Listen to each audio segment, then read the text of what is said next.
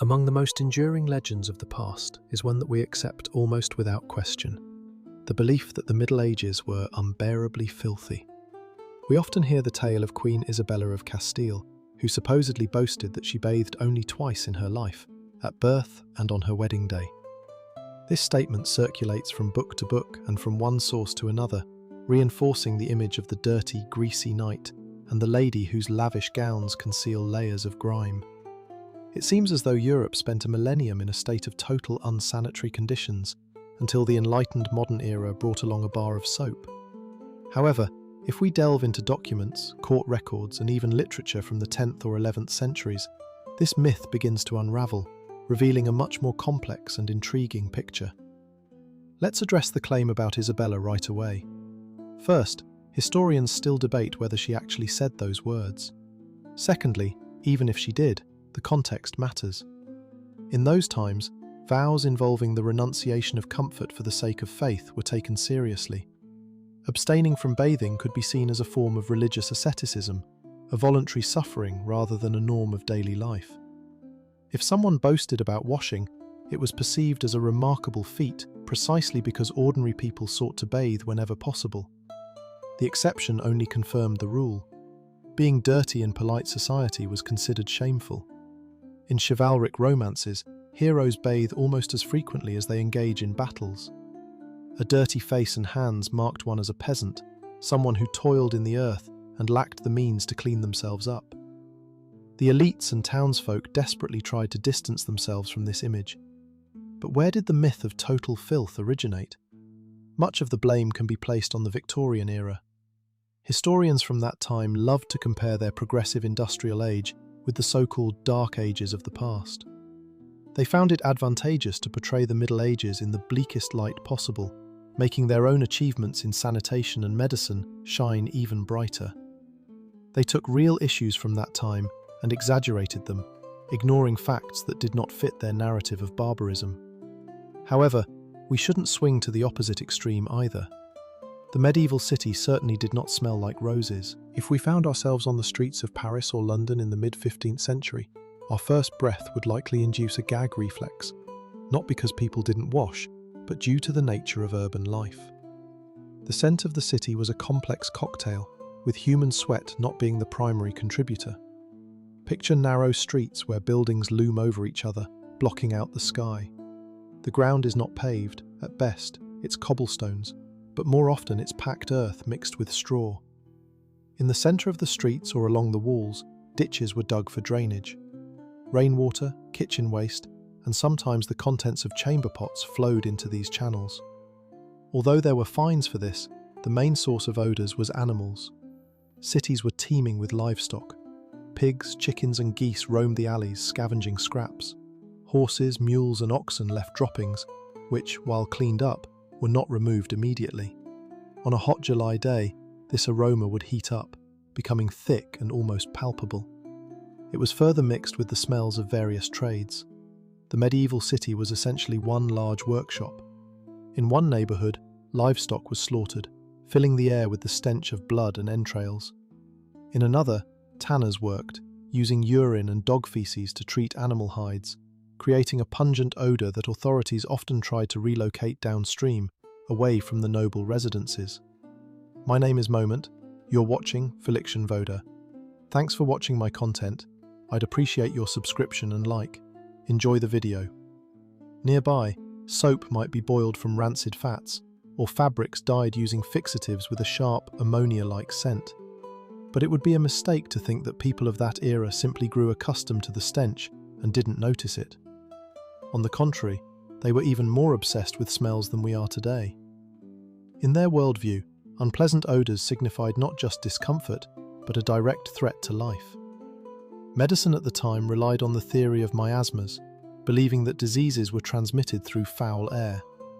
If something smelled rotten, it meant death was nearby. Thus, they fought against odours fiercely. Floors in homes were strewn with fresh, fragrant herbs like lavender and chamomile. In winter, aromatic woods were burned. Wealthy individuals carried pomanders, small carved balls filled with sponges soaked in vinegar, musk or amber. When passing through a filthy neighbourhood, They would hold the pomander to their nose to create a protective bubble of pleasant scent. The very concept of cleanliness differed from our own. For us, cleanliness primarily means the absence of bacteria and sterility.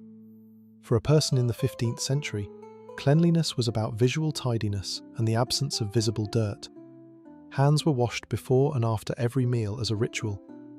People often ate with their hands from communal dishes, so dipping dirty fingers into the sauce was a sign of disrespect to everyone at the table. In wealthy households, servants brought pitchers of water and towels to guests right at the table.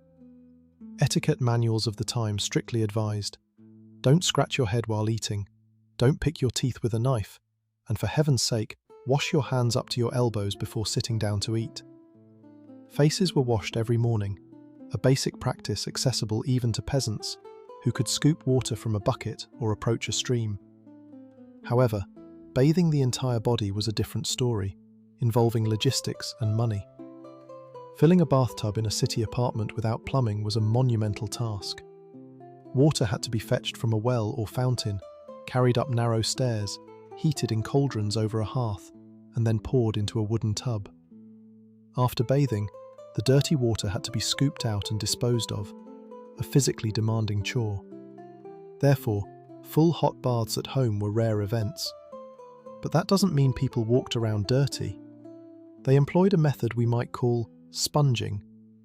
A basin of warm water, a piece of cloth, and some soap allowed for daily hygiene without flooding the bedroom.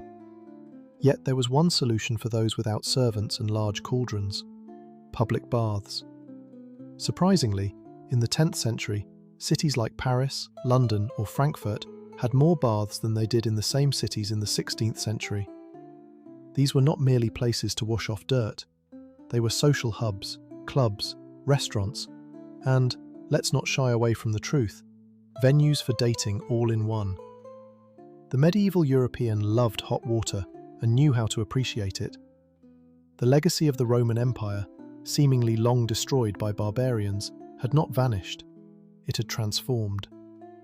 To understand how this cleanliness industry operated, we need to explore how Europe rediscovered the joy of public bathing and the role the Crusades played in bringing back forgotten Roman habits. It's a common belief that with the fall of the Roman Empire, Europe plunged not only into political chaos, but also into physical filth.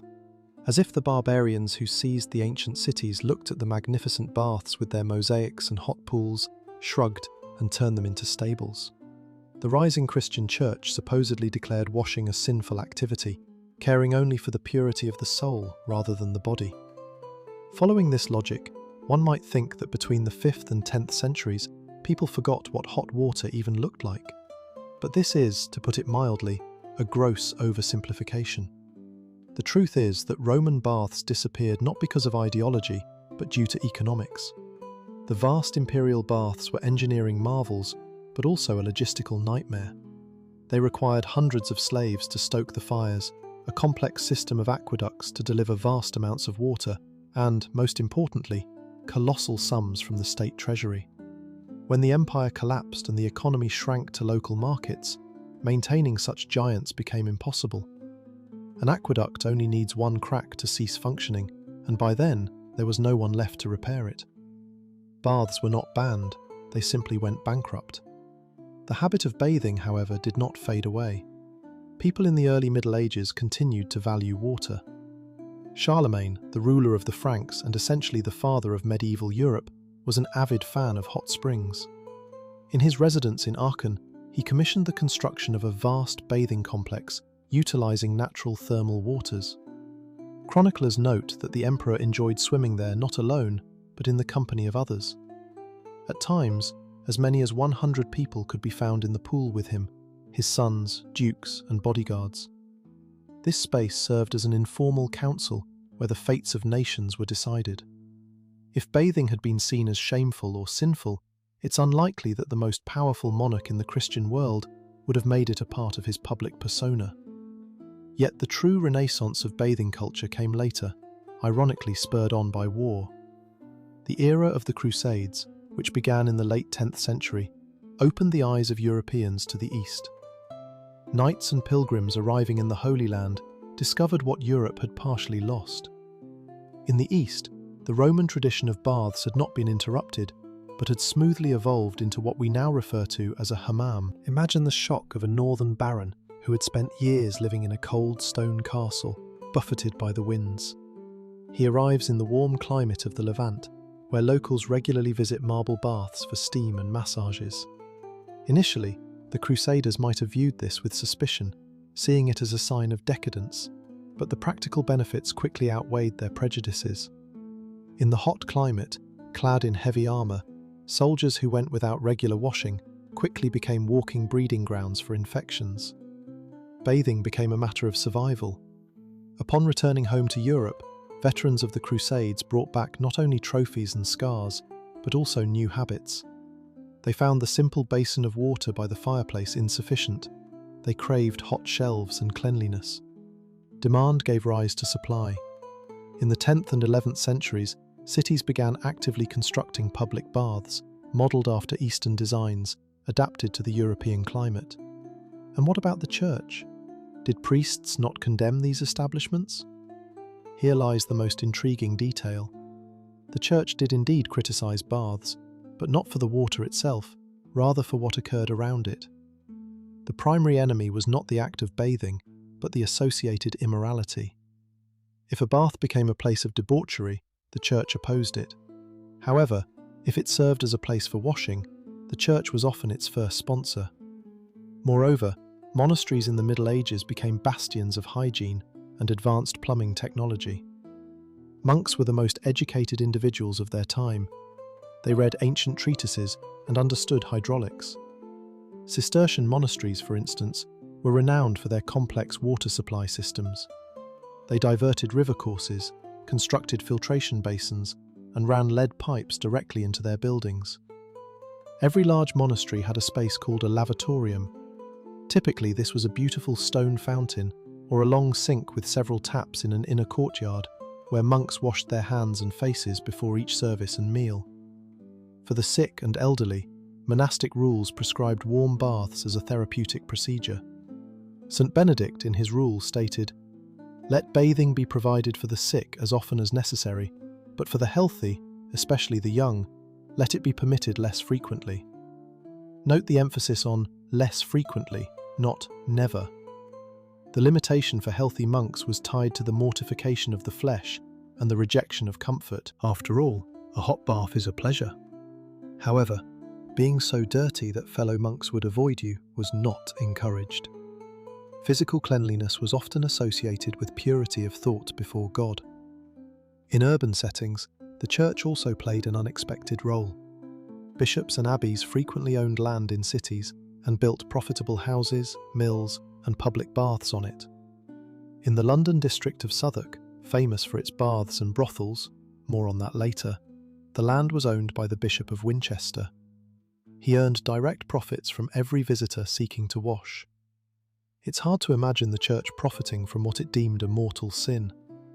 Thus, by the 10th century, Europe found itself in a unique situation. On one hand, there was the rich experience of the East. On the other, the preserved monastic knowledge. And thirdly, the growing cities where people needed places to bathe. Baths became an integral part of the urban landscape.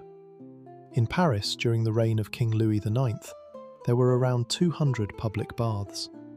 Heralds would walk the streets early in the morning shouting, "Hot water! Baths are open!" These were not elite spas for the privileged. They were establishments for everyone, merchants, craftsmen, and even relatively poor individuals who could afford a couple of coins for entry. People visited not only to wash off dirt, but also to socialise, catch up on news, and strike deals. Going to the bath became as commonplace a ritual as visiting a tavern. But what did these establishments look like inside? If we were to step into one of these baths in the year 1250, what would we see? It bore little resemblance to a modern sauna or a Roman palace. It was a noisy, humid, and technically complex organism, operating thanks to the efforts of a whole team of professionals. Let's open the heavy oak door and step into the clouds of steam to examine the anatomy of a medieval bath in detail. If you envision a medieval bath as a dark basement with a muddy puddle in the middle, you would be quite surprised by the reality.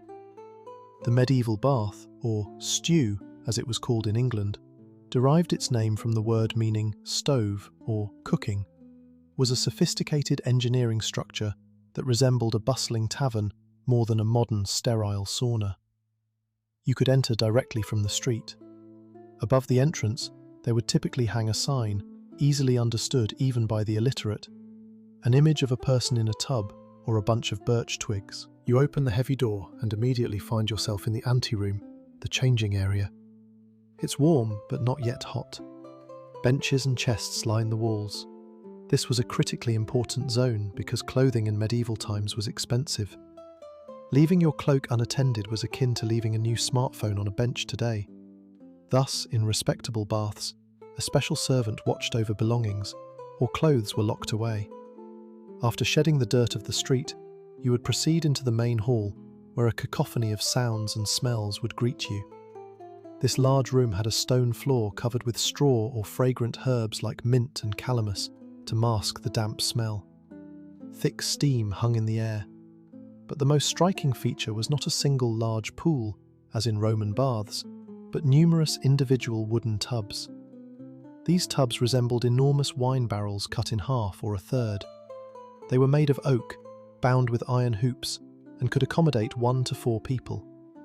Wealthy townsfolk could rent a private tub to sit in solitude, but most often, people shared them in pairs or small groups.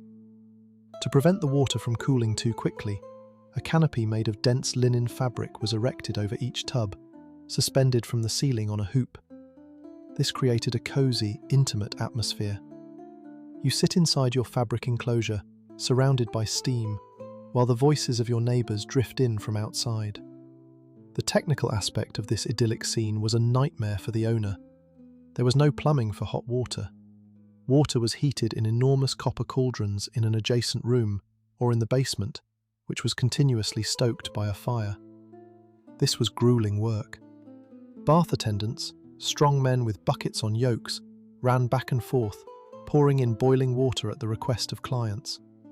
Imagine the logistics. To fill one of those tubs, 20 to 30 buckets of water had to be brought in, and when a client left, the water had to be manually scooped out and carried to the drain. Thus, the water in public baths was not changed after each person, but rather as it became dirty. If you arrived in the evening, the water might have already become, to put it mildly, murky. But the most astonishing things happened right in the tubs. Medieval people didn't just wash, they lived there. A wide board would be laid across the tub, serving as a table. In medieval times, baths were not just places for washing, they were vibrant social hubs where people lived and interacted. Across the large tubs, wide boards served as tables, laden with pitchers of wine, platters of roasted meats, bread and fruits. Patrons dined while seated chest deep in warm water, a practice considered both indulgent and beneficial for health. With open pores, the wine stimulated circulation, and the food nourished the body. Musicians in the corner played lutes or flutes, creating a lively backdrop for conversation. The atmosphere was filled with a cacophony of splashing water, clinking glasses, laughter, and the shouts of bath attendants, all mingling with the steam in the air. This was a place where social boundaries blurred. A wealthy merchant could share a bath with a city guard who had spent his week's wages for a bit of relaxation. Besides the bathing tubs, there were also steam rooms, known as stews. These small stone chambers were heated by hot air from furnaces beneath the floor or through special pipes in the walls, echoing the Roman hypocaust system. In these rooms, patrons would sweat profusely to expel toxins from their bodies. The bathing facilities were extensive and required a large staff.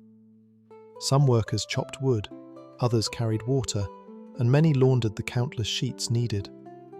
Of course, there were also attendants who provided personal services, scrubbing backs, cutting hair, and addressing minor medical needs. This is where the bath attendants and barbers, the unsung heroes of medieval hygiene, came into play. Their work was far from glamorous, and often involved procedures that would make today's spa-goers faint. If you've wandered through the streets of old European cities or glanced at modern barbershop signs, You've likely noticed the iconic barber pole with its swirling red, white and blue stripes. We often think of it as a charming symbol of a barbershop, but for someone from the 15th century, it would hold a very different meaning. To them, red represented arterial blood, white signified clean bandages, and the pole itself symbolized the stick a patient would grip to make their veins more visible.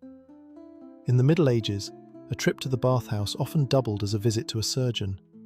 It was a place where your body was handled, sometimes quite roughly. At that time, there was a clear division in medicine. University-trained doctors, learned men in long robes, spoke Latin, quoted Galen and Avicenna, examined urine samples, and diagnosed based on the stars. However, they fundamentally avoided physical contact with patients. Surgery was viewed as a dirty, bloody craft, unworthy of philosophers. Consequently, practical medicine, from beard trimming to amputations, fell to the bath attendants and barbers. The barber was a versatile expert on the human body, primarily ensuring hygiene. When a client settled into the tub, the barber would get to work. Soap was expensive, so rough brushes or scrapers were often used instead. Massages in medieval baths were not gentle caresses accompanied by music. They were vigorous treatments. Joints cracked, muscles were kneaded with force to stimulate circulation. Haircuts and shaves also took place here. Logically, where better to shave with a straight razor than in a bath, where the skin was softened and pores opened. Men of that era frequently sported elaborate beards, or conversely, smooth faces, requiring a skilled hand. One wrong move with a sharp blade could lead to a serious infection, so they entrusted their grooming to professionals. However, the most sought-after service in the bath was bloodletting. Medieval medicine was based on the humoral theory, which posited that health depended on the balance of 4 bodily fluids: blood, phlegm, yellow bile, and black bile. It was believed that most ailments stemmed from an excess of blood. A headache indicated too much blood pressing on the brain, while a fever meant the blood was boiling and needed to be drained. If you felt lethargic, it was a sign that blood had become stagnant. The bath was the perfect setting for this procedure. The warmth expanded the blood vessels, allowing blood to flow more freely. The barber surgeon would tie a tourniquet around the client's arm, hand them that very stick to squeeze, and make an incision with a lancet, a small double-edged knife. Blood was collected in specially designed measuring bowls made of brass or pewter. An experienced practitioner knew precisely how much blood to draw for each ailment, ranging from a few ounces to a pint. Occasionally, clients would faint right in the steam room, which was considered a good sign, an indication that the illness was exiting the body. If cutting veins seemed too frightening or risky, they would use cupping. Heated glass or copper vessels were placed on the back, creating suction as they cooled, drawing bad blood to the surface. Afterward, incisions would be made on the swollen skin to release toxins. Many medieval individuals bore distinct scars from these regular procedures. Leeches were also part of the practice, with barbers keeping jars of them on hand. They would apply leeches to delicate areas where cutting was too dangerous, such as the gums for toothaches or the face to improve complexion. Speaking of teeth, extractions were performed here as well. If you had a toothache, you wouldn't visit a dental clinic, you'd go to the bathhouse. The barber would seat you on a stool, take a rather grim-looking tool resembling a key or forceps, and, without any anesthesia, perhaps offering a swig of strong wine for courage, would pull out the offending tooth. The screams were drowned out by the sound of water and the thick walls. Additionally, barbers would set dislocated joints, apply poultices for fractures, and lance abscesses. They were the surgeons of their time. Their status was complex. On one hand, cities relied on them. They alleviated pain and improved appearances. On the other hand, their craft was viewed as unclean. They constantly dealt with naked bodies, blood, pus, and other people's hair. In many cities, barbers and bath attendants were prohibited from holding high positions in the city council. They were both feared and despised, much like executioners. Interestingly, it was from this very environment, steeped in steam and the scent of blood, that true scientific surgery would eventually emerge. Ambroise Paré, a great surgeon of the 16th century, began his career as a simple barber. But the journey to scientific medicine was still a long one. For now, the medieval bath remained a place where the lines between health, pain, and pleasure were incredibly thin. And speaking of pleasure and the physical body, we cannot overlook the topic that contributed significantly to the bathhouse's notorious reputation. This subject has led to the word quote one becoming synonymous with quote two in certain contexts, and the bath itself evolving into a legal front for the world's oldest profession. In English, there's an old word __quote_3__.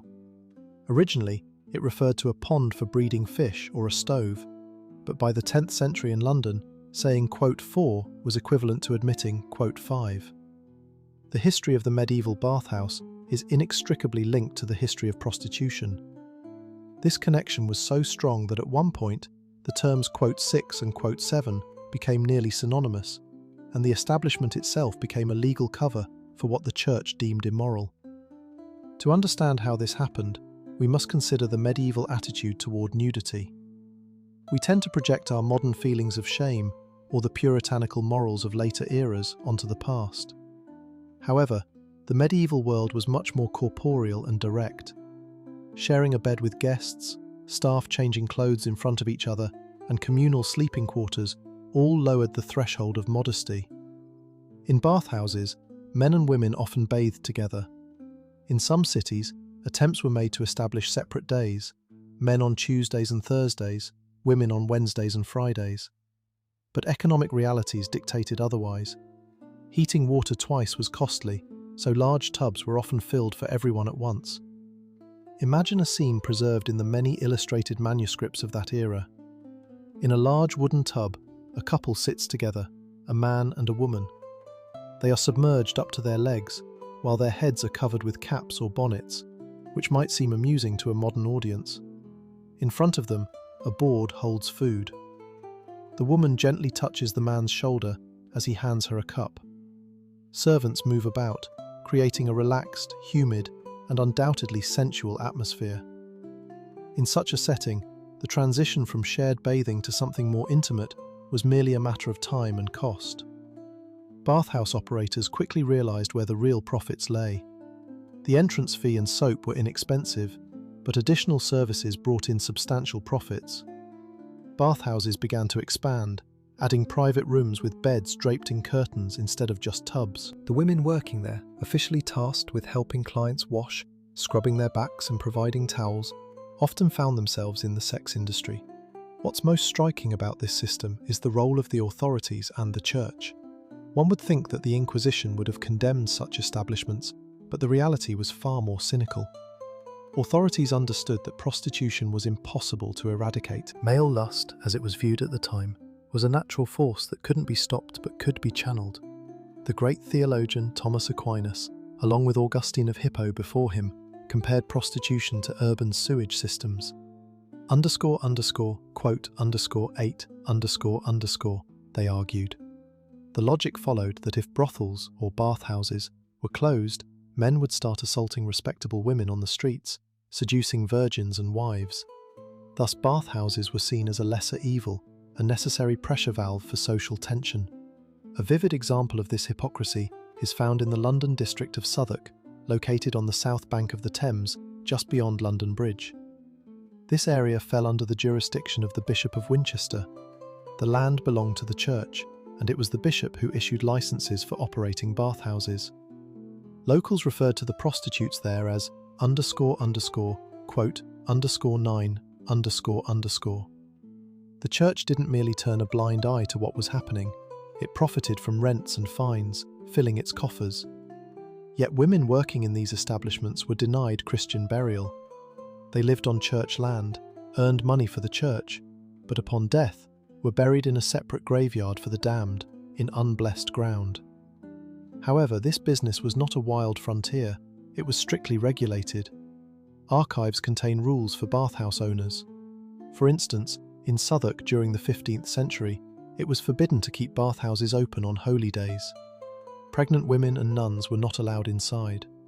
There was a strict rule against holding women against their will if they wished to leave the profession. Interestingly, owners were prohibited from selling food and drinks inside to prevent customers from lingering too long, though this rule was frequently ignored. A similar situation existed in Paris, where streets bore names that hinted at the high concentration of bathhouses.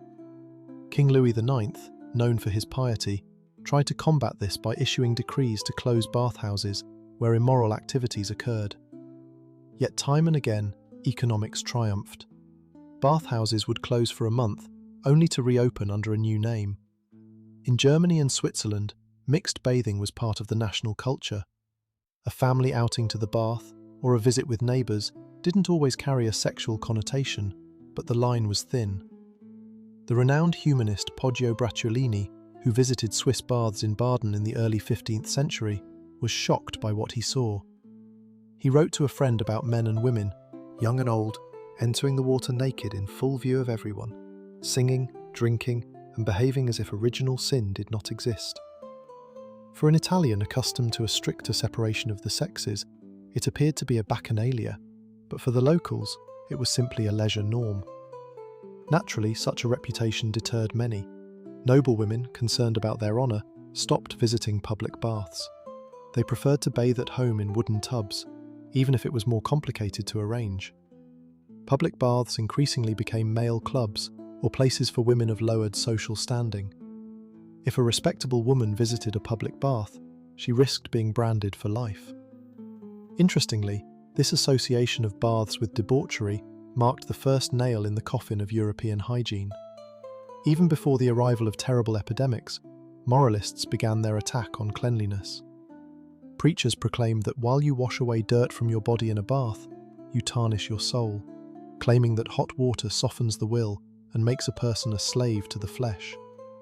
Gradually, the idea took root in public consciousness that a place for washing was a place of sin. But while bathhouses were still operational, with water and wine splashing about, let's delve into what people actually use to wash themselves. After all, water alone doesn't remove grease and ingrained grime. We need to talk about soap, about how substances made from ashes and animal fats created a material that cleansed a person, and why good soap was valued like silver, while poor quality soap could strip the skin. If you found yourself among the townsfolk in York or Lübeck in the 14th century and took a deep breath, you would likely detect a very specific odour emanating from their clothing. It wasn't the smell of sweat or filth, but a sharp, slightly rancid scent, reminiscent of old lard mixed with smoke. This was the smell of cleanliness, or rather, the smell of what achieved that cleanliness. It was the odour of cheap medieval soap. Contrary to popular belief, soap in the Middle Ages was not a lost technology of the Atlanteans. It was produced on an industrial scale, sold in markets, and was affordable even for craftsmen. The issue lay not in the availability of soap, but in its quality and composition. To understand why the poor smelled different from the rich, we need to delve into the chemistry of the process. Any soap is the result of a reaction between fat and alkali. There was no shortage of fat. Slaughterhouses always had leftover internal fats from cows, sheep, and pigs that were not used for food. However, alkali was more challenging to obtain. In Northern Europe, where there were no soda lakes, lye was derived from wood ash. Ash from hardwoods like oak or beech was soaked in water, creating a caustic solution rich in potassium. When this solution was boiled with animal fat, it produced a thick, dark, tar-like substance. This was known as black or liquid soap. It didn't harden into the solid bars we are familiar with today. Instead, it was sold in barrels or pots, scooped out with a spoon. This soap was excellent at removing stains, but had two significant drawbacks. First, it smelled terrible. Animal fat, especially if it wasn't fresh, emitted a heavy, meaty odour. Second, due to the rough purification process, it contained a lot of free alkali. This soap could be harsh on the skin. If used daily on the face, the skin would quickly become red, flaky, and covered in chemical burns. As a result, black soap was primarily used for laundry, floor washing, and dish cleaning. Only someone with very tough skin would voluntarily wash with it. The situation was entirely different in southern Europe. In Spain, Italy, and southern France, soap makers had access to two luxurious ingredients: olive oil and ash from sea plants, which were rich in sodium. The reaction with sodium produced a solid white soap that could be cut into bars. It had a gentle scent of oil, created a soft lather, and didn't irritate the skin. This is how the legend of Castile soap was born. It was the iPhone of its time in the world of hygiene. The pure white bars from Castile, Venice, or Marseille became sought-after exports and symbols of status. Kings and dukes ordered crates of this soap. In the English customs records of the 10th century, you can find mentions of soap imported from Damascus or Spanish soap. It was priced several times higher than the local black concoction. Only the wealthy could afford to wash their bodies with Castile soap. But what about everyone else? If you couldn't afford an imported bar and the local black soap was stripping your skin, what were your options? People found ways to cope. Often they would simply use lye, a filtered solution of ashes, for washing their bodies. In low concentrations, this solution effectively degreased both hair and skin, functioning much like a modern deep cleansing shampoo, although it could be quite harsh and drying. People also turned to clay, which absorbed excess oil. They used herbs containing saponins, substances that produced a mild lather, such as soapwort. The profession of soap maker was lucrative, yet looked down upon. Their workshops, much like those of tanners, were often pushed to the outskirts of towns. The reason was simple: the soap-making process emitted an unbearable stench. Imagine large vats boiling for hours, filled with a mix of sheep fat and caustic ash. The odour was so overwhelming that in some cities, laws were enacted prohibiting soap production on windy days, especially if the breeze blew toward the town square or cathedral. However, soap-making was a strategic industry. By the 10th century, soap makers had begun to form guilds. In cities like London, Bristol, and Coventry, these guilds became powerful organisations that monitored quality. They imposed harsh penalties on those caught cheating. The most common offence was the addition of cheap fillers, such as talc or chalk, to increase weight. If a soap maker was caught doing this, they could face fines or public humiliation. Interestingly, the demand for soap was driven not just by personal hygiene, but also by the wool industry. England and Flanders thrived on wool production. To create high-quality fabric, wool needed to be cleaned of natural grease, or lanolin. This required tons of cleaning agents. For rough processing, however, many turned to fermented human urine, collected in special barrels from the streets. The ammonia in urine was effective against grease, but for delicate fabrics, good soap was essential. Thus, the soap-making economy was closely linked to the textile industry. There was another crucial detail that changed everything. Soap was virtually useless without ample water. To lather up, and more importantly, rinse off the foam, a significant amount of liquid was necessary. If you lived in a castle on a cliff, or in an apartment on the 5th floor without plumbing, every drop counted. You wouldn't waste precious water, which a servant had carried for half an hour, just for a lavish lather. Most likely, you would simply wipe down the most important areas with a damp cloth, soaked in a weak soapy solution, and then dry off immediately. This was known as dry washing, a standard practice for daily hygiene. By the 10th century, soap production had become so vital that kings began to intervene, granting monopolies. For instance, in the 15th century, a bit later than our period, the king sold the monopoly on soap making to the Westminster soap makers, prohibiting everyone else from producing it. This led to a soap rebellion. People were unwilling to buy the expensive, low-quality royal soap, preferring to make their own in clandestine workshops. Women secretly brewed soap in their backyards, risking imprisonment just to avoid overpaying for a subpar product. So, when we say that there was no soap in the Middle Ages, we are mistaken. There was plenty, but it varied greatly. The elite had fragrant olive oil soap from the Mediterranean, infused with lavender. The common folk had a liquid, foul-smelling mixture of fat and ash that stung the eyes and skin. Cleanliness was a commodity, and this commodity had a clear price hierarchy. Yet even the finest piece of Castile soap was useless without something to rinse it off. Soap was only half the equation. The other half was water. And if you think obtaining water in a medieval town was as simple as turning on a tap, you are sorely mistaken. Water was heavy, expensive, and logistically challenging to transport, making its delivery a daily feat. Today, we take water for granted.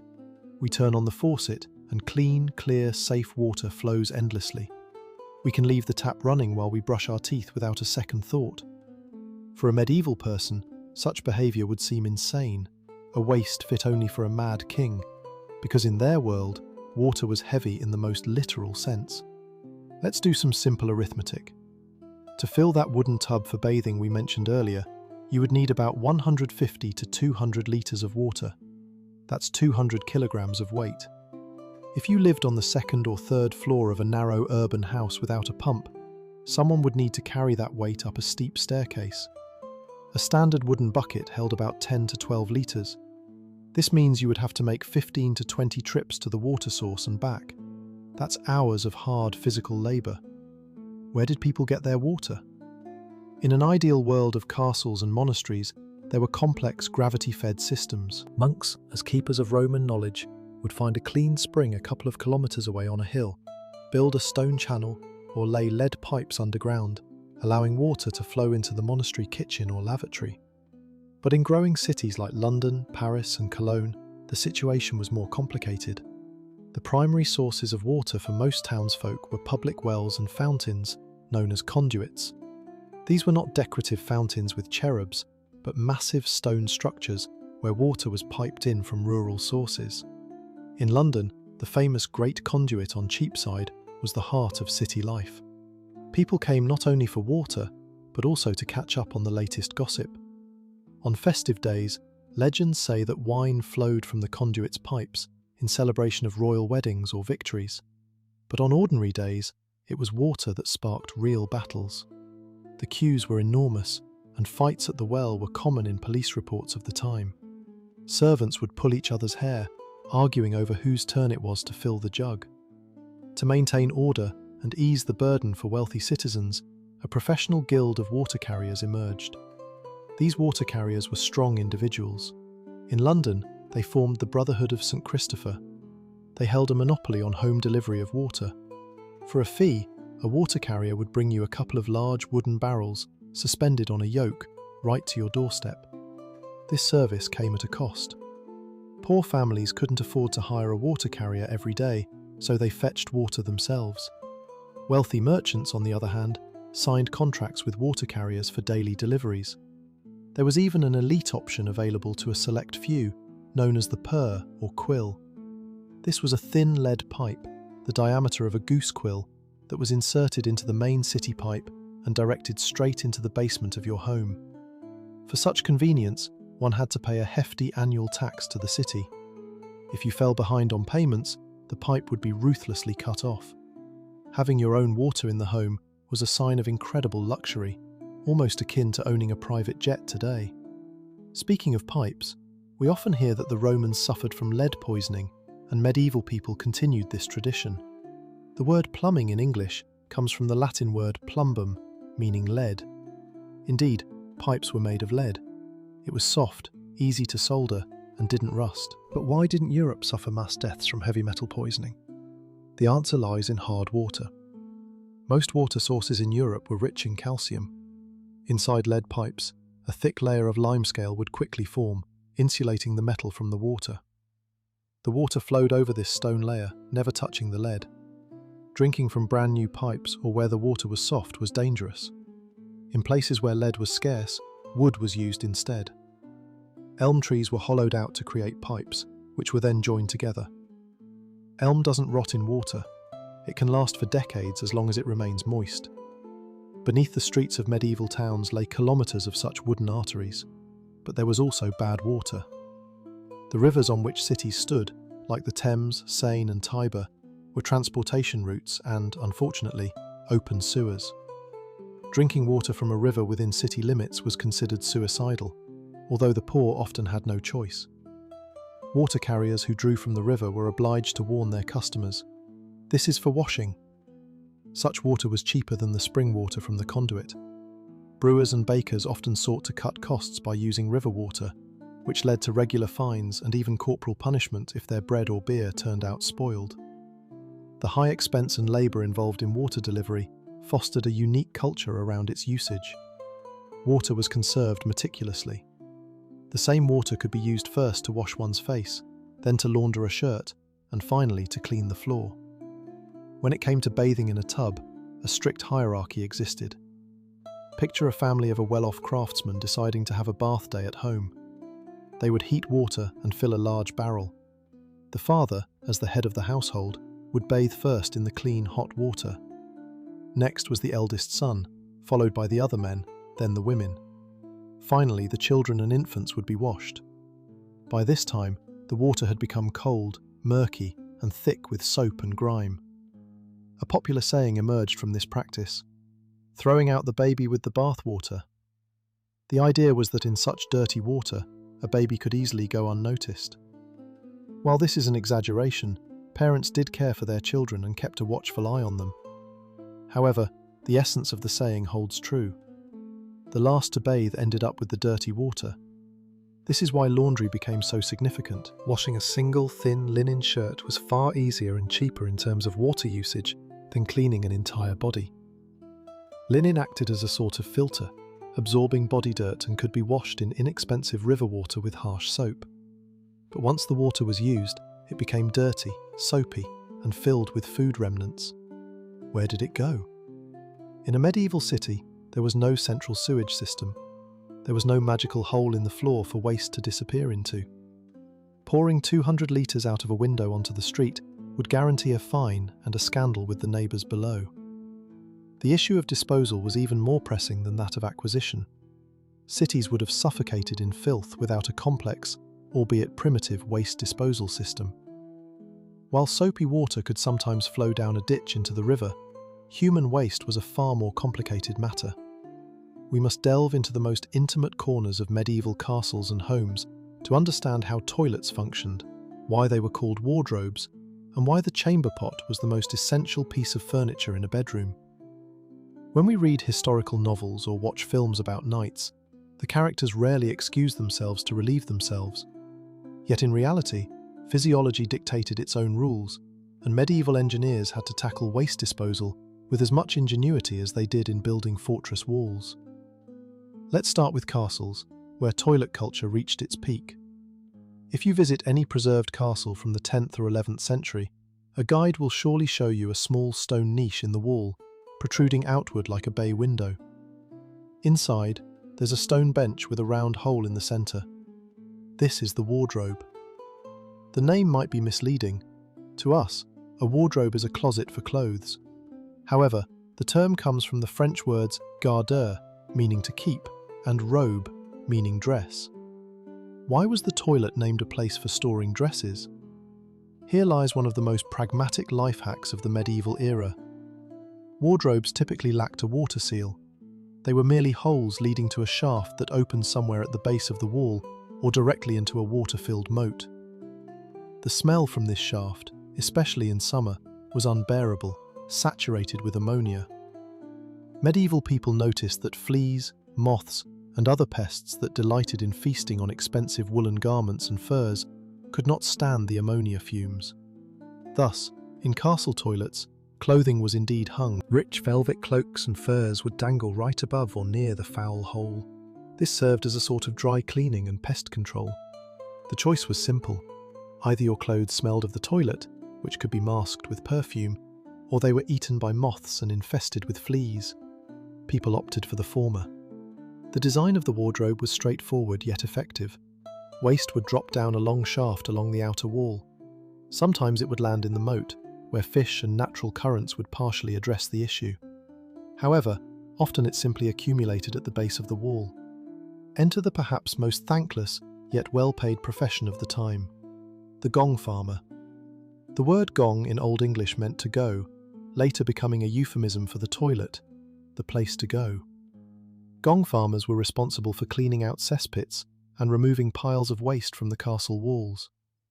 This work was done exclusively at night to avoid disturbing the noble lords with their appearance and smell. They were paid very well, significantly more than ordinary peasants or soldiers. Yet their social status was at rock bottom. They lived in separate quarters and were often forbidden from touching goods at the market. In cities, the situation was far more dramatic. There weren't enough castles, and population density was rising.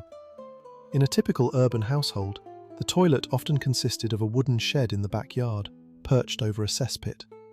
The pit would be dug deep, lined with stone, or, in cheaper cases, an old barrel. When the pit filled up, the same gong farmers would be called. However, homeowners often, in an attempt to save money, would simply cover a full pit with dirt and dig a new one nearby. After 100 years of such practices, the backyard would turn into a minefield of old feces, inevitably contaminating groundwater. Consequently, wells in cities often became polluted, making drinking from them dangerous. Those without a yard used chamber pots, which were the main piece of furniture in the bedroom, often hidden under the bed or in a special cabinet. Pots were made of ceramic or metal. This brings us to the famous myth that the contents of pots were simply tossed out of windows onto passers-by with a shout of, "Beware of the water!" Such incidents did occur. Otherwise, how would we explain the numerous lawsuits and city ordinances prohibiting such behaviour? Archives in London and Paris contain records of fines for residents who drenched the streets with waste. Yet this was not a norm that everyone accepted. It was considered vandalism. The law required that in the morning, a servant or householder would take the pot's contents to the nearest drain or river. Pouring from a window was only permitted in extreme cases and only late at night when the streets were empty. If you did this during the day and hit someone, you faced not only a fine, but also physical retribution from the victim. In larger cities, public toilets also existed. The most famous in London was Whittington's Longhouse, a vast establishment with 64 seats overlooking the Thames. It was divided into male and female sections. This was a popular spot where people sat in rows, often without partitions, and could engage in conversation. The tide of the Thames naturally washed all waste into the sea, which was considered a marvel of engineering and charity. What did people use instead of toilet paper? Paper existed in Europe but was too expensive to waste in such a manner. The earliest mentions of paper for these purposes appeared much later. In the Middle Ages, anything at hand was used. Peasants employed straw, hay, bundles of grass, or moss, which was soft and had antiseptic properties. Townsfolk might use old rags. Wealthy individuals had their own peculiarities. Royal accounts mention the purchase of special linen scraps, or even cotton for the king's needs. There was even a court position that today might elicit nervous laughter, but was once the envy of many: the groom of the stool, or the chamberlain of the stool. This was a person responsible for the royal toilet, and yes, assisted the monarch in the cleansing process. It seemed like a humiliating job, but not at all. This person was with the king during the most intimate moments, when the monarch was relaxed and unhurried. The groom of the stool knew all the secrets and could whisper requests or advice without witnesses. Often these individuals became the most influential advisors at court. To be the one cleaning the king's backside meant holding the reins of state power. Despite all the clever tricks, the smell remained a problem. People attempted to mask the unpleasant odour by scattering herbs and lighting scented candles. However, the issue of stench and unsanitary conditions in the medieval world could not be resolved on a larger scale. The lack of technology and understanding of microbial diseases hindered any real progress. The toilet remained a dirty, dangerous, yet necessary evil. Imagine living in a world where water is scarce, bathing is seen as a breeding ground for sin, and the toilet is a source of discomfort. How could one maintain a sense of cleanliness and dignity? How could one avoid feeling like a filthy animal? The answer did not lie in water or soap. Instead, it rested in what you wore beneath your outer garments. The white linen shirt emerged as the primary symbol and tool of hygiene for centuries. Picture a portrait of a nobleman from the 14th century. He stands in a heavy velvet doublet adorned with gold embroidery, draped in a fur mantle. He appears majestic and undoubtedly wealthy. Yet if we look closely at the details, we see a thin strip of pristine white fabric peeking out from his sleeves and collar. This is not merely a style choice, it is his badge of cleanliness. It sends a message to everyone around him: I am clean because my shirt is white. In an era when a hot bath was a luxury or even a medical procedure, the primary line of defense against dirt became undergarments. This was not just clothing, it was a technology. At the heart of this technology was linen. Why linen instead of wool or cotton? Medieval doctors and natural philosophers attributed almost magical properties to linen fabric. It was believed that linen had a unique ability to draw dirt away from the body. It acted like a sponge or a wick. The reasoning was simple. The human body constantly excretes sweat, oil, and invisible vapors. By wearing a linen shirt directly against the skin, it would absorb all these emissions, leaving the skin dry and clean. Thus, the shirt took the brunt of the dirt, becoming soiled in place of the person. The faster it became dirty, the better it worked. This gave rise to the concept of dry cleaning, which would dominate Europe until the 16th century. There was no need to wash the body with water, washing away its protective layer. Instead, one simply needed to change the shirt.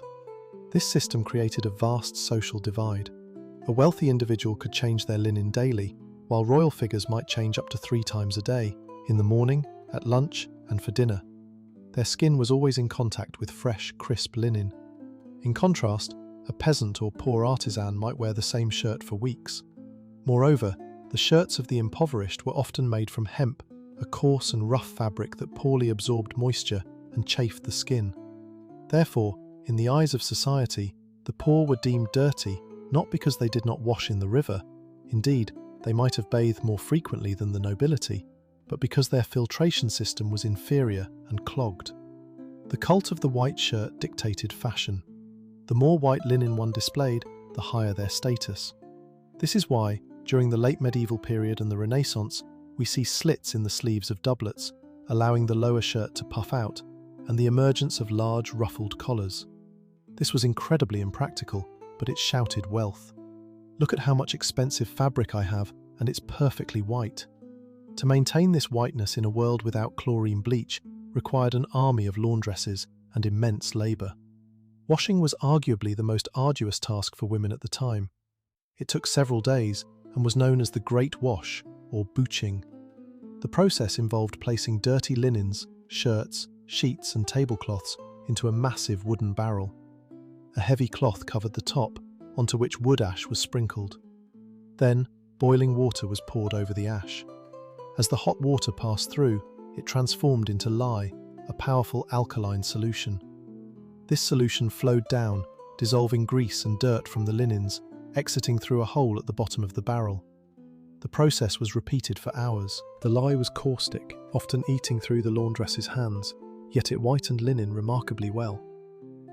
After the washing, the linens were taken to the river for rinsing. Picture this: it's winter, the water is icy, and women stand on platforms or up to their knees in water, beating heavy wet sheets with wooden paddles. It was grueling labour. Once rinsed, the linens were spread out on meadows under the sun. Ultraviolet rays completed the job, giving the fabric that brilliant whiteness we see in old paintings. Interestingly, to remove particularly stubborn stains, urine was used. Fermented urine contains ammonia, an excellent stain remover. The Roman custom of washing in urine did not disappear, it simply became part of household chores. Owning a large supply of linen was more advantageous than possessing gold. Linen was often passed down through generations. Wills from that era frequently included phrases like __quote_1__. This was a form of capital. If you had plenty of linen, you could conduct a great wash once a month or once a quarter, accumulating a mountain of dirty laundry. If you had only one shirt, you would wash it at night in a stream and wear it damp, risking a cold. This hygiene system, based on changing linen, led to an intriguing paradox in perception. For a medieval person, being clean meant looking clean. If your cuffs and collar were spotless, and you smelled of lavender, which was used to line the linen in chests, then you were considered clean. The fact that the body underneath might not have seen water for a month was of little concern. It was regarded as a personal matter and even a norm of health. Doctors began to assert that water was harmful, while clean linen was beneficial. It absorbed sweat, but did not open the pores to disease. There were even treatises on how to properly wipe the body with linen instead of washing.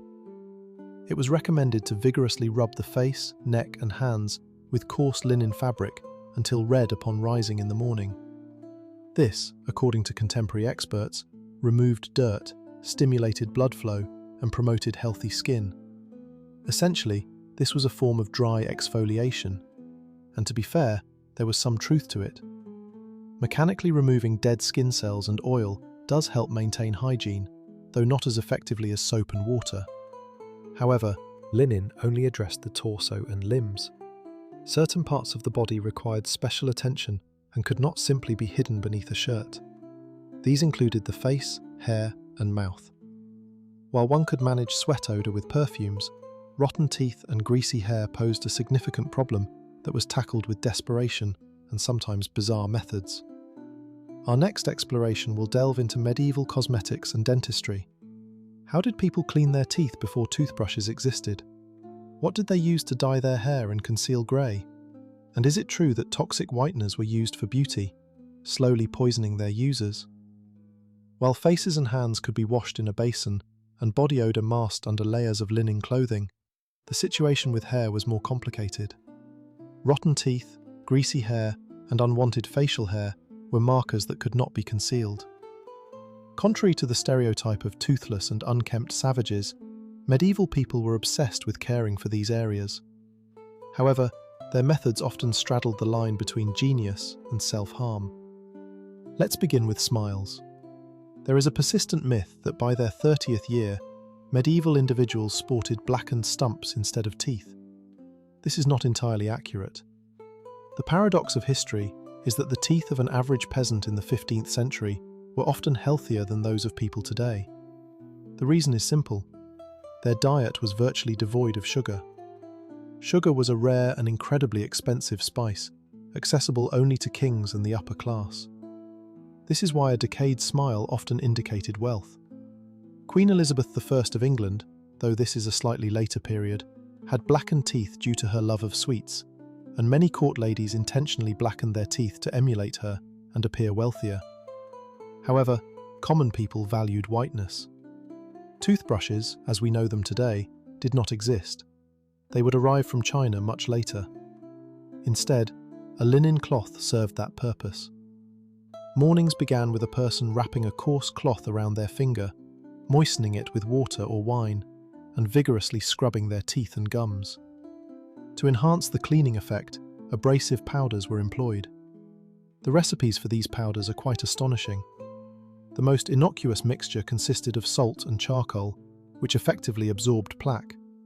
However, for those seeking elite whiteness, pharmacists recommended ground cuttlefish bones, burnt deer antler, pumice, or even powdered precious stones. This acted much like sandpaper, resulting in genuinely whiter teeth, albeit at the cost of eroding the enamel. In old age, enthusiasts of this dental hygiene were left with gleaming, yet worn-down stumps. If a tooth became infected, it was a disaster. Dentistry, as we know it, did not exist.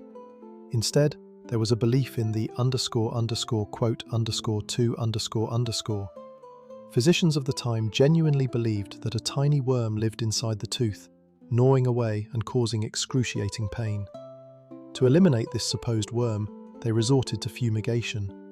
Patients were made to inhale smoke from belladonna seeds, a toxic plant that had a mild narcotic effect. The pain would subside, and the seeds that fell from the heat were sometimes mistaken for the fallen worms.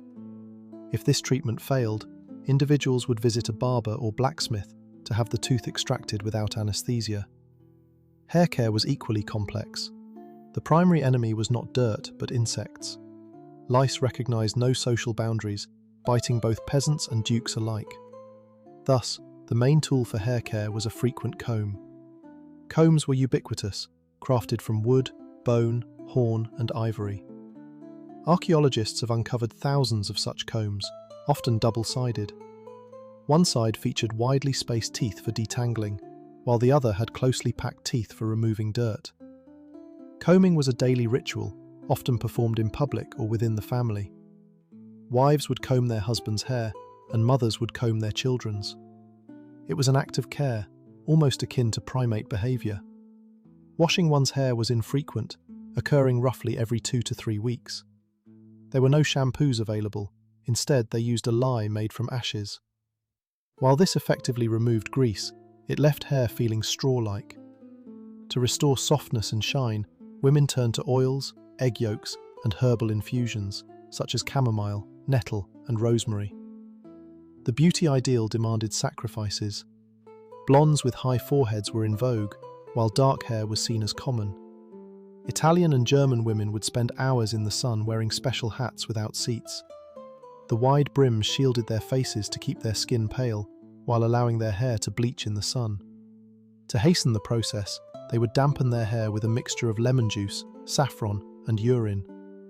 Ammonia served as an excellent oxidizer. However, one of the most peculiar and dangerous aspects of medieval beauty was hair removal. A high forehead was considered a sign of intelligence and nobility. Women would deliberately pluck or shave hair from their foreheads, pushing their hairline back several centimeters. Sometimes they would completely remove their eyebrows, leaving only thin lines or none at all. The face was expected to be as smooth as a sheet of paper. What about the body? Chivalric romances and courtly culture celebrated smooth, white skin.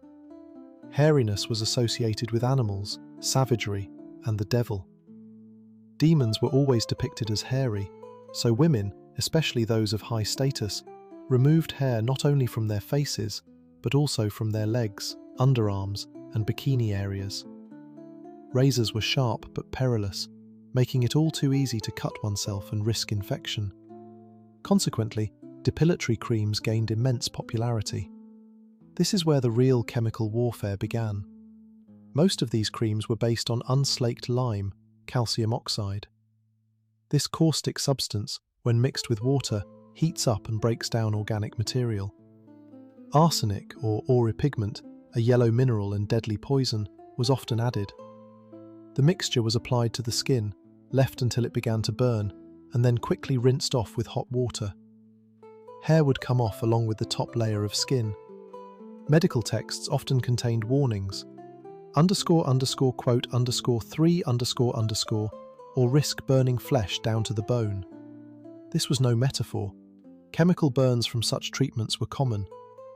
To soothe the burned skin afterward, ointments made from rose oil, belladonna juice, or folk remedies involving bat and frog blood were applied, which of course did little to help and only increased the risk of infection.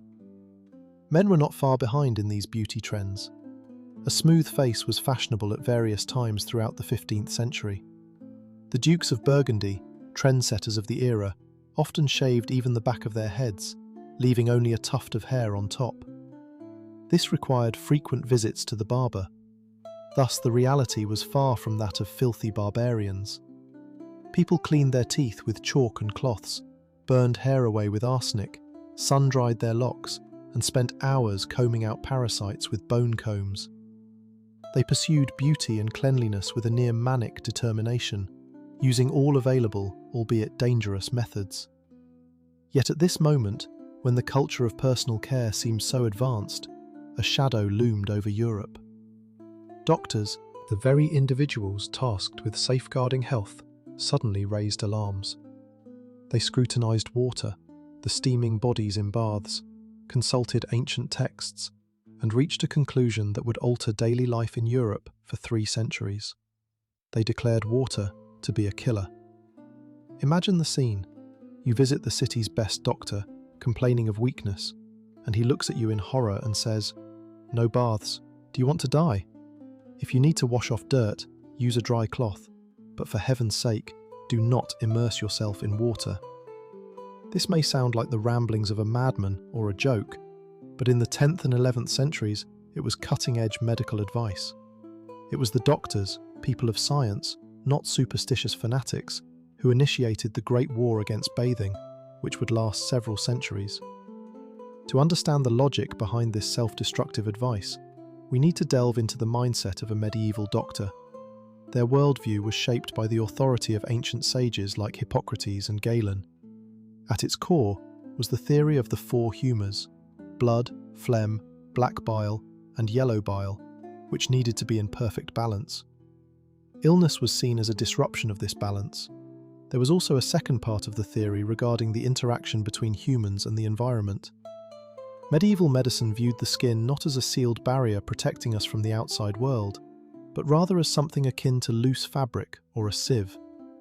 The skin was considered permeable, and the main mechanism regulating this permeability was the pores.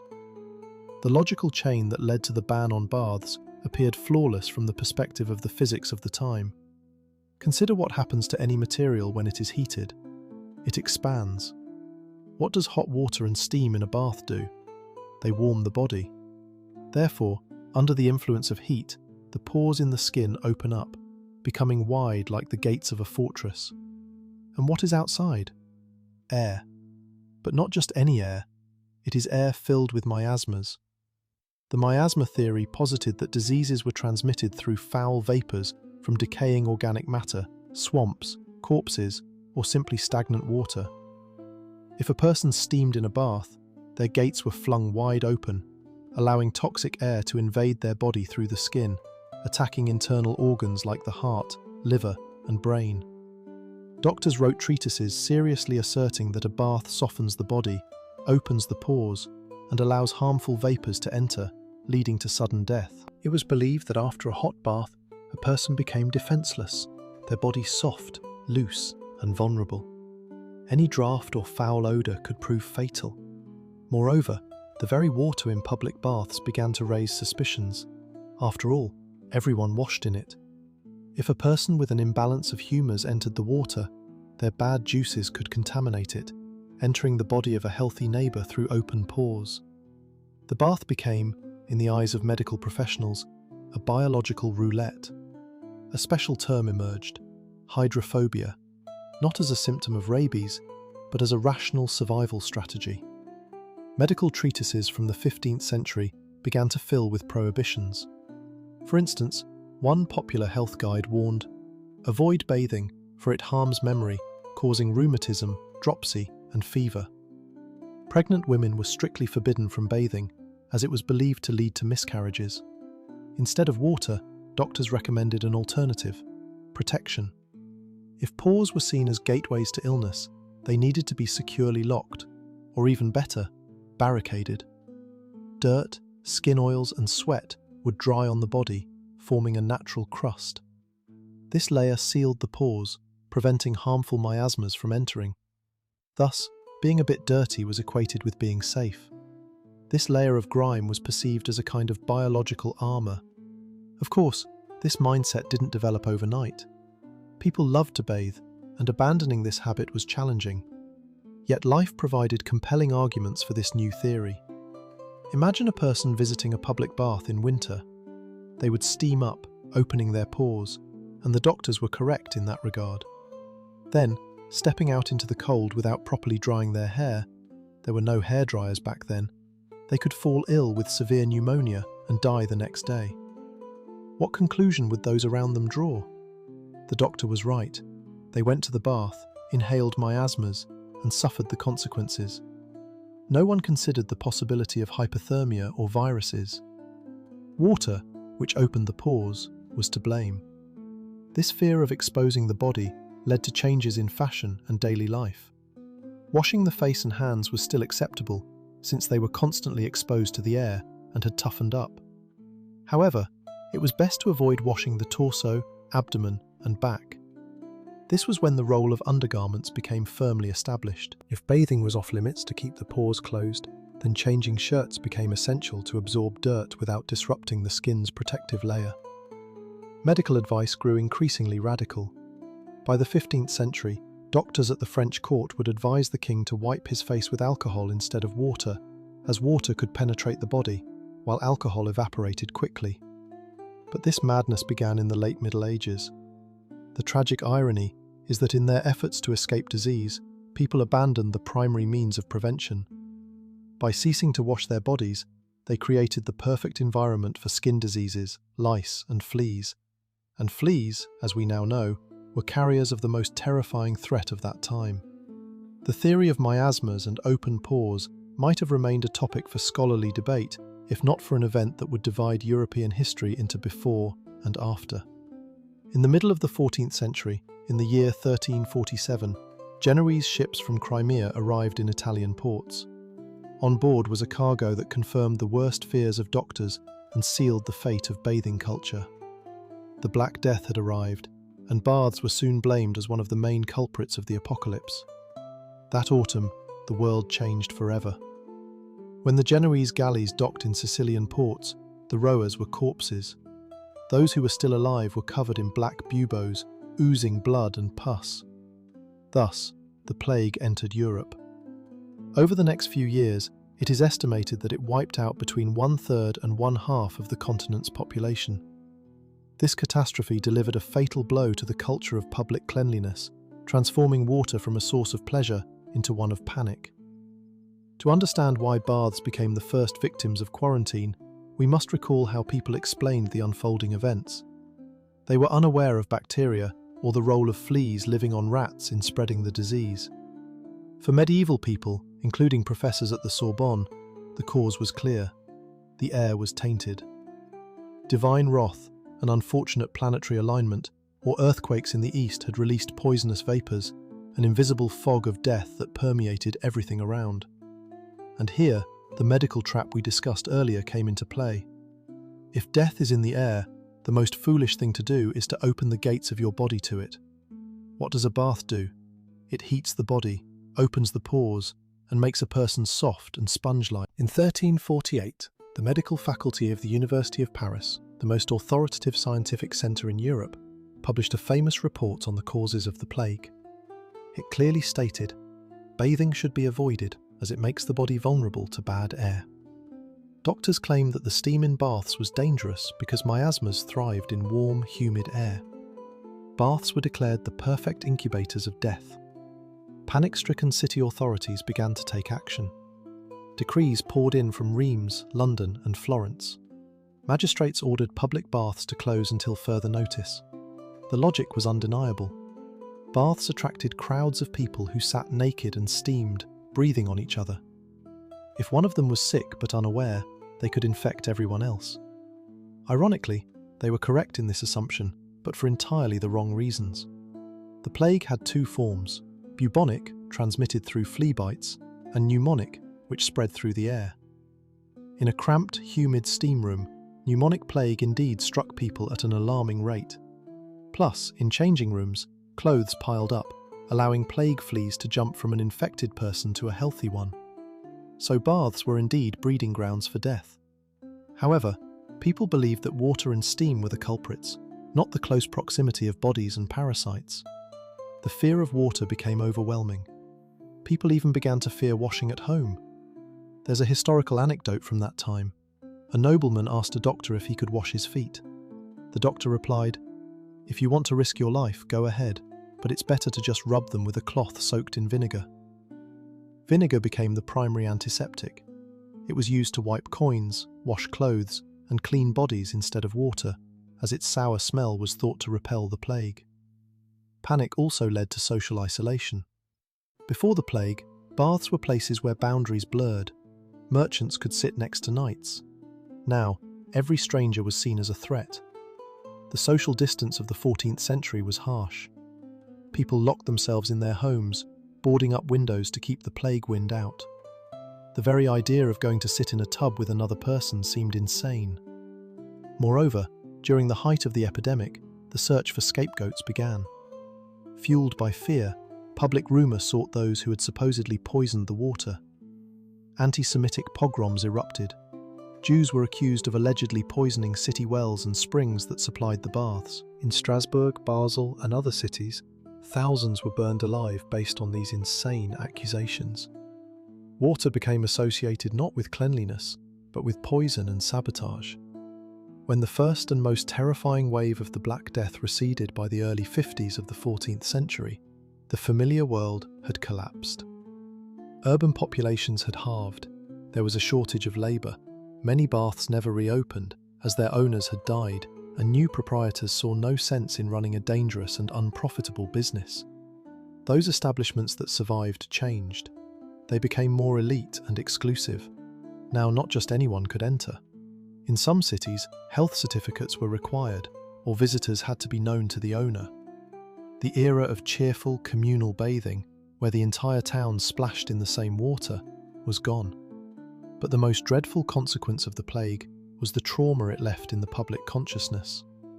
A whole generation developed the reflex that water is a risk and dirt is armour. If you are covered in your own grease and grime, miasmas will bounce off you. If you are clean and rosy, you are a target for death. It was after the Black Death that Europe entered what historians would call the centuries of unwashed Europe. Of course, people didn't stop bathing overnight. The inertia was strong. In the 15th century, baths still operated, and people continued to visit them out of habit. It seemed life was returning to normal, and fear was subsiding. The Renaissance was already knocking at the door, promising a revival of ancient traditions, including bathing. But fate had one last decisive card to play. If the plague dealt a severe blow to bathing culture, the disease that arrived in Europe at the end of the 15th century delivered the final fatal blow. This illness targeted not just anyone, but specifically those who sought pleasure. It transformed baths from merely dangerous places into shameful and cursed ones. The name of this disease was syphilis. At the very end of the 10th century, as the Middle Ages were preparing to give way to the Renaissance, Europe faced a looming threat that overshadowed even the memory of the plague. The plague was terrifying, but it was swift. 3 days of fever, and then either death or recovery. The new affliction, however, was slow, agonizing, and most horrifically, shameful. It turned individuals into rotting corpses, alive for years. This nightmare began in 1495, when French King Charles VII led his vast army of mercenaries, gathered from across Europe, into Italy to seize Naples. The siege was successful. The soldiers celebrated their victory by indulging in wine and the company of local women.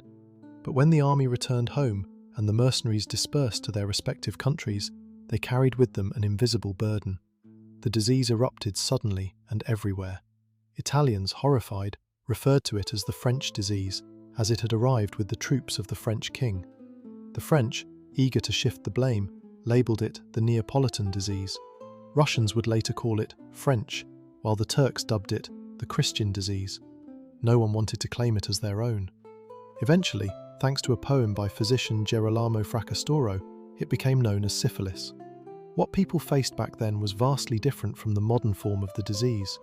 The bacteria, entering a new population, acted aggressively. This was, as epidemiologists would say, malignant syphilis. The body would be covered in horrific green pustules from head to toe. Sores would eat away at flesh down to the bone. Patients suffered from collapsed noses, lost eyes, and destroyed palates.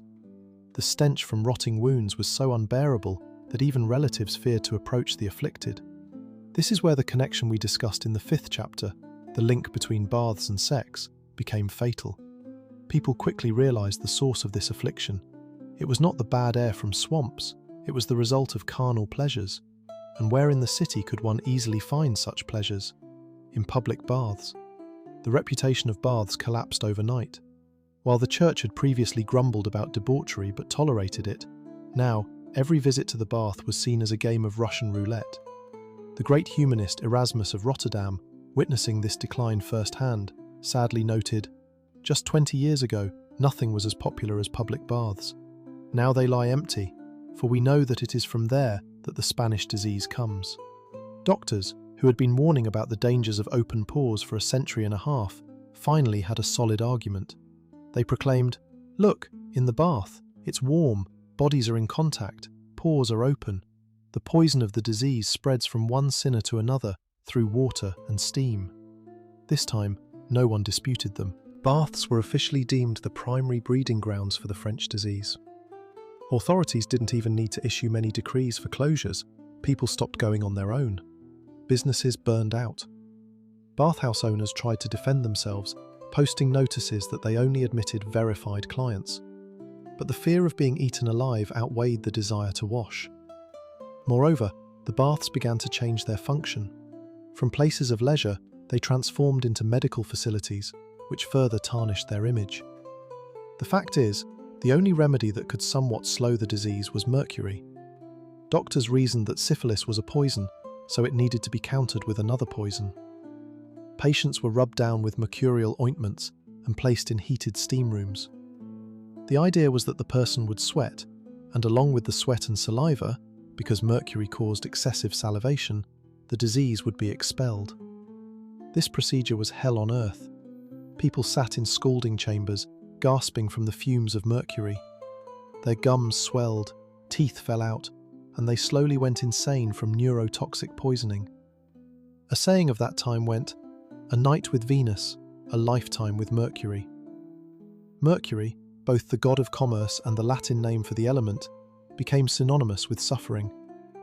The bath, once associated with wine, music, and love, now became a place where bald, toothless, ulcer-covered individuals moaned in clouds of toxic steam.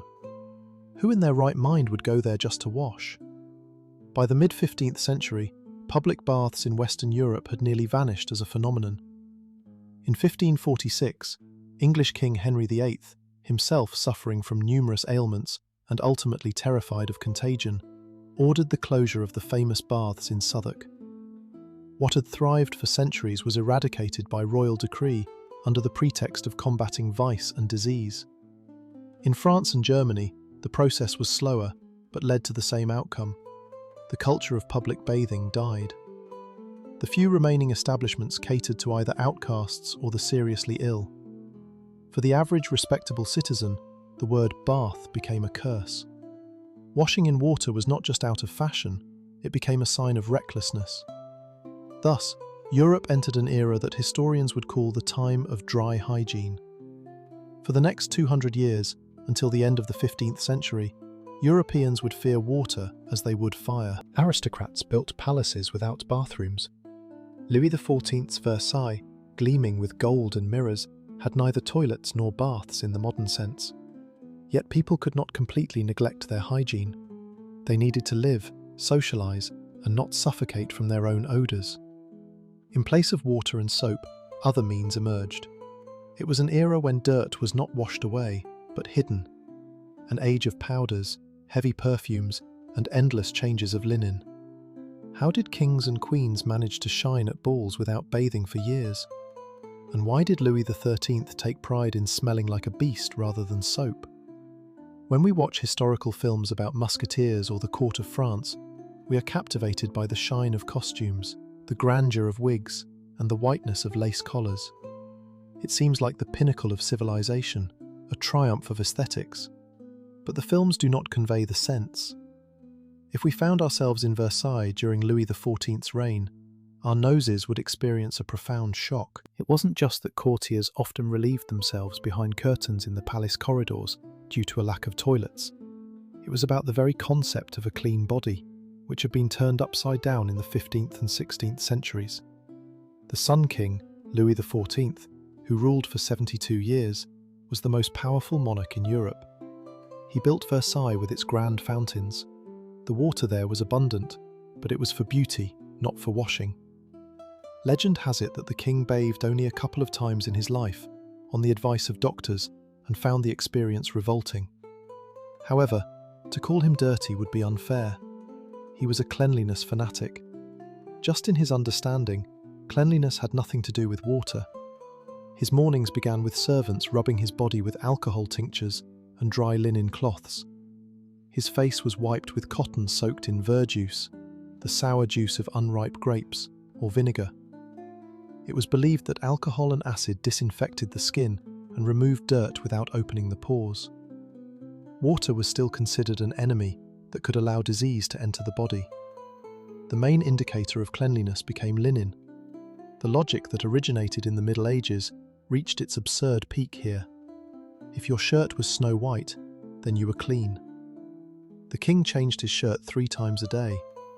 Everyone who could afford it followed his example. It was during this time that fashion emphasized cuffs and collars.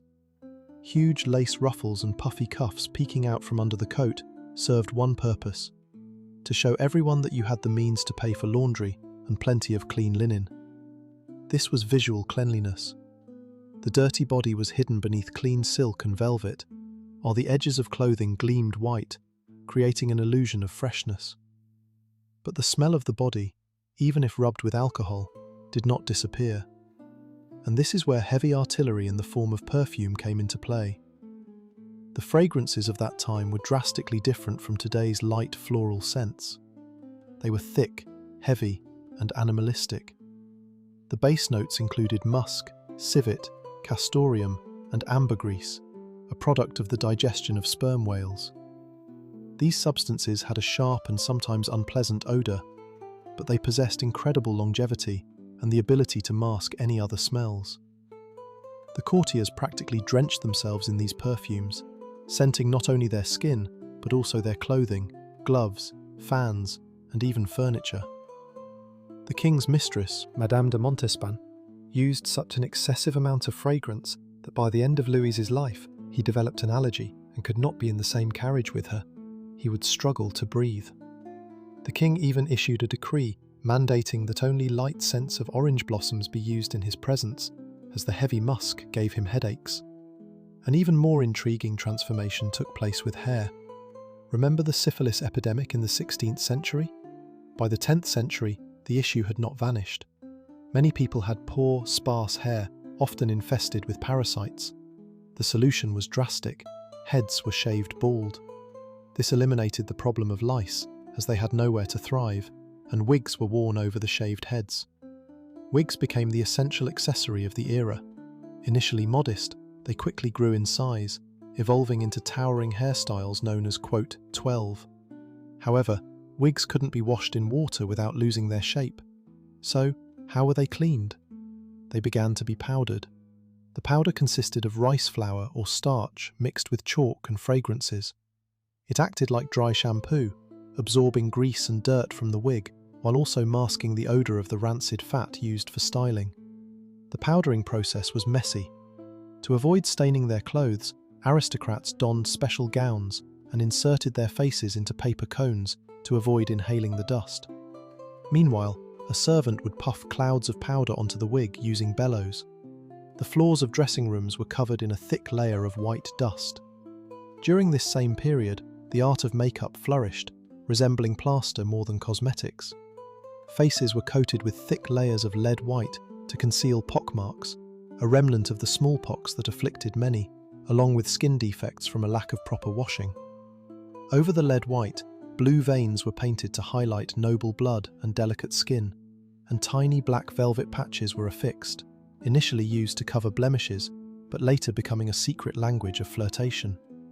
The result was a striking image. The wealthiest individuals in Europe resembled porcelain dolls: powdered wigs, whitened faces, blushed cheeks, and pristine lace.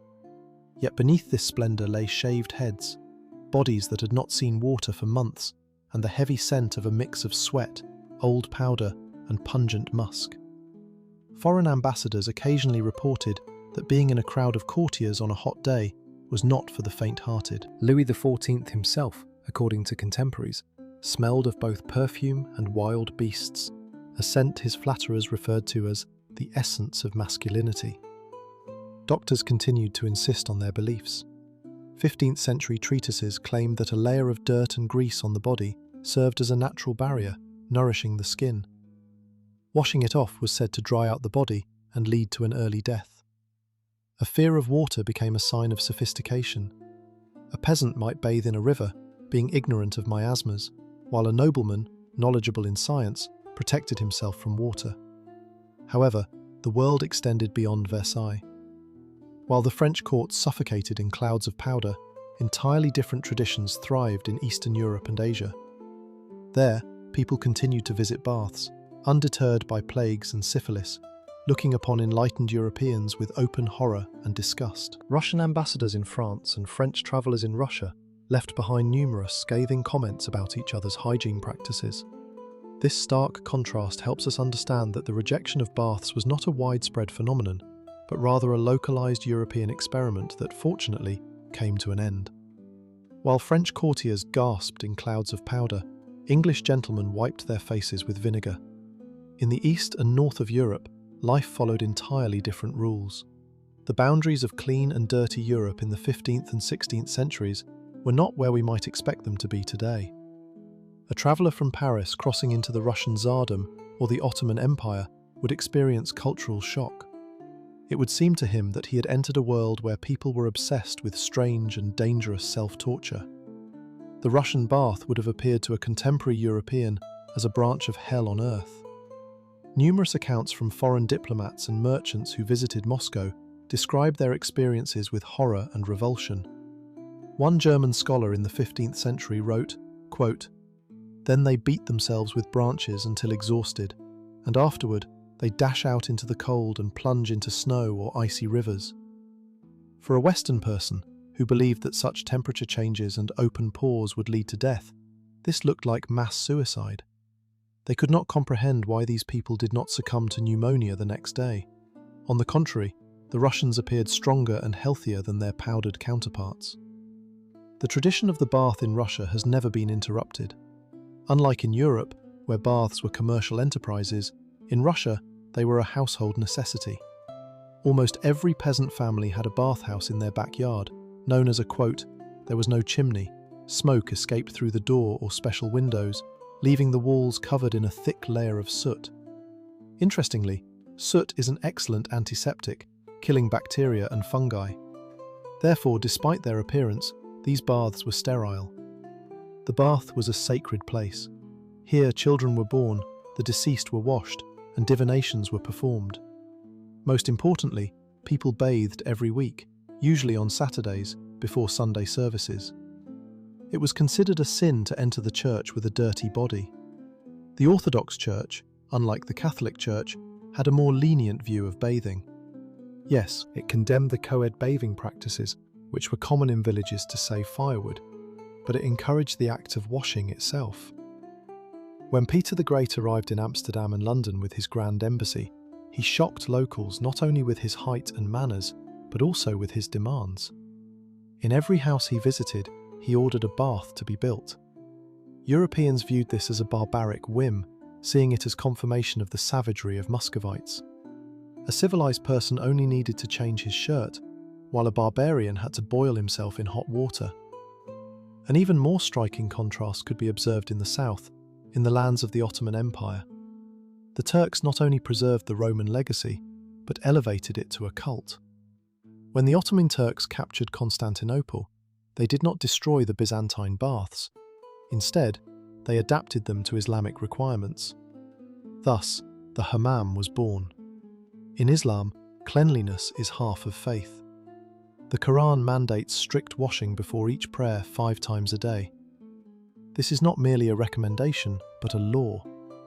Therefore, in every Muslim city from Istanbul to Baghdad, hammams were vital establishments. The entrance fee was minimal, allowing even the poorest water carrier to afford cleansing. The hammam differed from the Russian bath and European stews.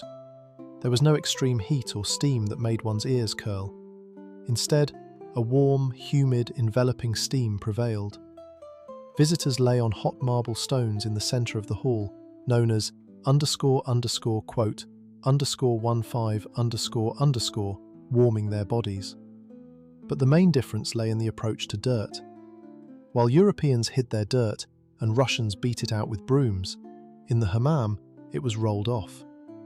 A specialised bath attendant, wearing a rough glove made of goat hair called __quote _16 would begin to scrub the client's steamed body.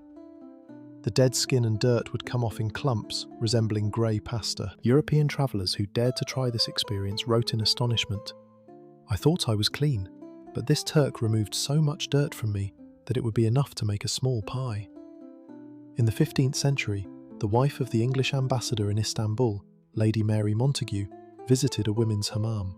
She expected to witness the debauchery and filth described by men, but instead saw something that made her ashamed of her own culture.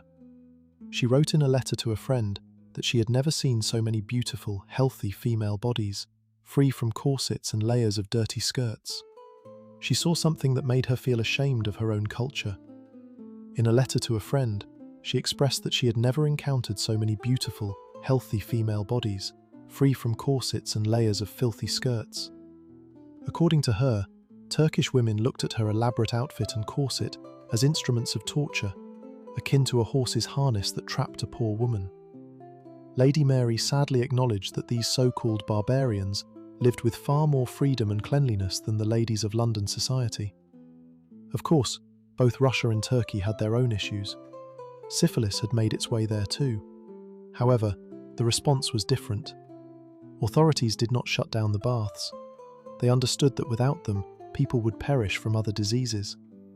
The bathhouse was the only accessible remedy for colds, sciatica, and fatigue. The risk of contracting the French disease was seen as a lesser evil compared to living in filth. Ironically, it was through these so-called barbaric countries that the culture of bathing began to make its way back to Europe. Initially, it was timidly introduced through travellers' tales of Turkish baths as exotic treatments. In the 10th century, when medicine finally grasped the role of skin and microbes, Europeans would start to emulate what they had scorned for centuries. They began to build spas, imitating the Romans and Turks, and learned anew not to fear water. But before we reach the conclusion and answer the central question, could you survive in those conditions? We need to summarize this millennium-long journey. We have traversed from Roman baths through the foul streets of the Middle Ages to the powdered wigs of modern times. So, what have we learned about the people of that era? Were they dirty by choice, or were they victims of circumstance and fear? We have travelled 1,000 years. We peered into the Roman baths that have crumbled into ruins, sat in wooden tubs with knights, washed shirts in caustic lye, and powdered wigs to fend off lice. Now, it's time to answer the main question we began with. Would you survive in a medieval bath? And more broadly, would you endure in a medieval city with your current habits and immunity? The honest answer is likely one you won't like. The chances of a modern urban dweller lasting more than a month in that environment are nearly zero. It's not simply that you would succumb to the disgust of the smells or the dirt itself. Humans are remarkably adaptable creatures. Our noses are designed to become accustomed to constant odours within just a few days. You would adjust to the stench of cesspools, the scent of unwashed bodies and smoke. Just as you become accustomed to the smell of chlorine in a pool or exhaust fumes on a busy highway. The psychological barrier would be the first to crumble. The real threat would come from within. We, the people of the 21st century, live in a sterile bubble. We wash our hands with antibacterial soap, drink filtered water, and consume pasteurized foods. Our immune systems are like pampered aristocrats who have never faced a real fight. Meanwhile, the immune system of a medieval person was a battle-hardened veteran, scarred from surviving street brawls since birth. The first sip of water from a clean city fountain in 10th century London would likely land you in a hospital bed with severe dysentery or cholera. For a local, that water was the norm. Their bodies had long developed tolerance to local bacterial strains. For you, it would be biological poison. The second issue is your skin. We are accustomed to washing away our protective oil layer every day. Our skin is thin, dry, and sensitive. In a medieval setting, without daily hot showers and moisturizing creams, it would quickly become cracked, irritated, and ulcerated. In a world without antibiotics, any scratch or abrasion from coarse wool clothing could lead to gangrene and sepsis. We often forget that the most common cause of death during that time wasn't the plague or a sword, but rather simple blood infections from minor household injuries. Medieval people weren't dirty by conviction, they were survivors. Their approach to hygiene was a result of harsh natural selection and economic necessity. They washed as much as their resources and knowledge allowed. When they had money and access to technology, they built magnificent baths. When the plague arrived and doctors claimed that water was deadly, they stopped bathing to survive. This was rational behaviour based on incorrect information, yet it made perfect sense within their worldview. We often look down on our ancestors, viewing them as primitive and unenlightened. We assume that if they lacked deodorant, they must have been miserable. But that's an illusion. Their lives were filled with different meanings. The absence of sterility was compensated by touch. People interacted physically far more than we do. Bathing together, sleeping in the same bed, grooming each other's hair created a level of social intimacy that we, solitary beings in concrete apartments, find hard to imagine. Perhaps if an 11th century knight found himself in our subway during rush hour, he would pinch his nose, not from the smell of sweat, but from the scent of chemical fragrances, laundry detergent, and cheap perfume, which would seem dead and artificial to him. He would also be horrified by how we fear one another, how we strive to avoid brushing against each other's sleeves as if everyone around us were lepers. The history of hygiene is not a straight line from dirty to clean, it's a sine wave. There were times when Europe bathed more frequently than in the mid-20th century. There were times when it became engulfed in filth, out of fear of God or germs. And who knows how our descendants will view our habits in 500 years? Perhaps they will be appalled by how we daily destroyed our skin's microbiome with chlorinated water and consider us barbarians for destroying our natural immunity. The main lesson we can take from this history is simple. Cleanliness is a relative concept. What seems normal today may be viewed as barbaric tomorrow. Yet one thing remains constant: the human desire to be healthy, attractive, and alive. Our ancestors managed this as best as they could, using gold, scrapers, linen, and prayers. The fact that we are here today, alive and well, is the best proof that they succeeded. They survived in the medieval bath, and thanks to them, we can reflect on this while sitting in comfort and safety. You've been watching. Thanks for watching, and have a great day.